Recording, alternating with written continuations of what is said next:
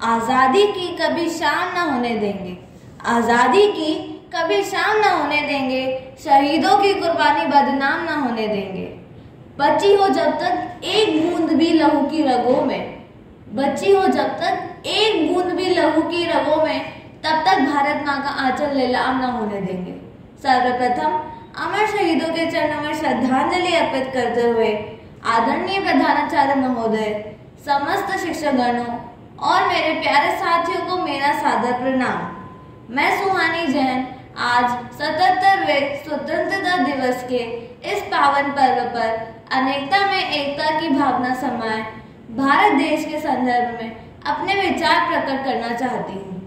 आज हम सभी एक साथ इस महान राष्ट्र के आज़ादी के स्वर्णिम अवसर को याद कर गर्व महसूस कर रहे हैं।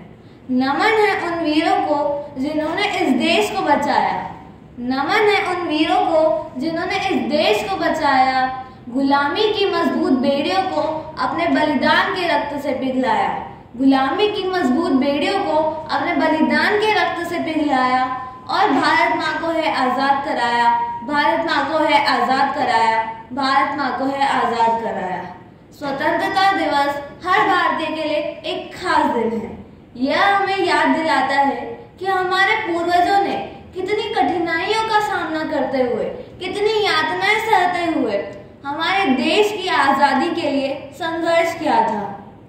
उन्होंने न केवल अपने लिए बल्कि हम सभी के लिए एक स्वतंत्र देश की स्थापना की थी।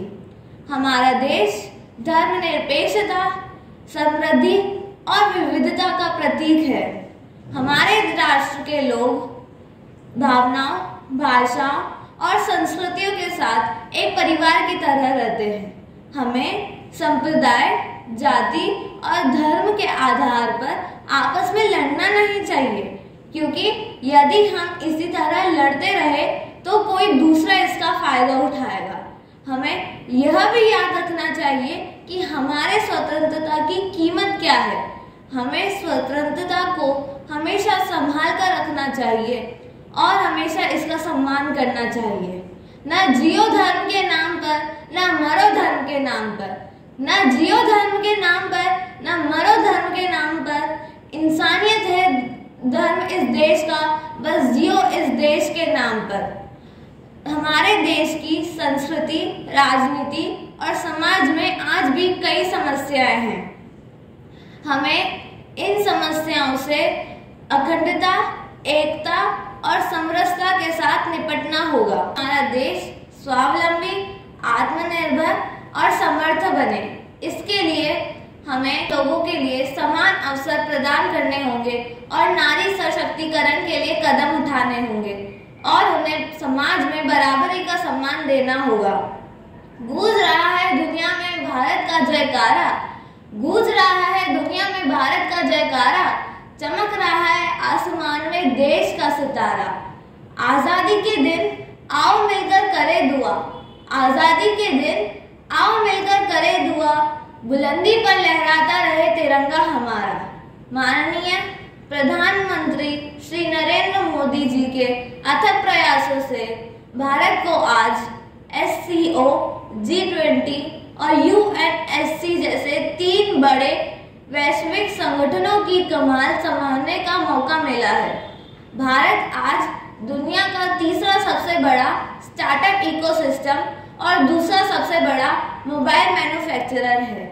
इन सभी उपलब्धियों के अलावा भारत की सबसे बड़ी उपलब्धि है चंद्रयान 3।